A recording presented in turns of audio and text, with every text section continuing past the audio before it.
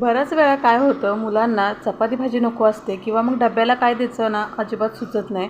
तर इथं मी 1 वाटी गव्हाचं पीठ घेतलं आहे, अर्धा चमचा जिरं आणि अर्धा चमचा ओवा घातला आहे, हळद घातले, चवीनुसार मीठ घातलं आहे, 1 बारीक चिरून घेतलेला कांदा घातला आहे, 2 चमचे टोमॅटो बारीक चिरून घेतलेलं टाकले.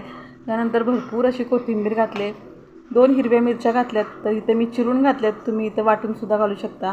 त्यानंतर इथं मी सगळं मिक्स करून घेते आणि थोडं थोडं पाणी घालून चांगलं या पद्धतीने मिश्रण तयार करून घेते. खूप जास्त घट्ट नाही, खूप जास्त पातळ नाही. तवा चांगला गरम करून घेतला आहे, थोडंसं तेल तव्यावरती घातलं आहे, त्यानंतर 1 पळीभर मिश्रण या तव्यावरती घालून थोडंसं पसरवून घेतलं आहे.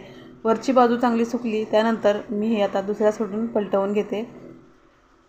तर मस्त असा सोनेरी रंग आला आहे आणि दिसायला खूप छान असं दिसतं आहे. खरपूस अंगावरती दोन्ही साईडून छान भाजून घ्यायचं, अगदी मध्यम गॅसवरती भाजायचं, खूप मोठ्या गॅसवरती नाही भाजायचं. तर मस्तपैकी चटपटीत पौष्टिक असा गव्हाच्या पिठाचा नाश्ता तयार झाला आहे. तर नक्कीच करून बघा. रेसिपी आवडली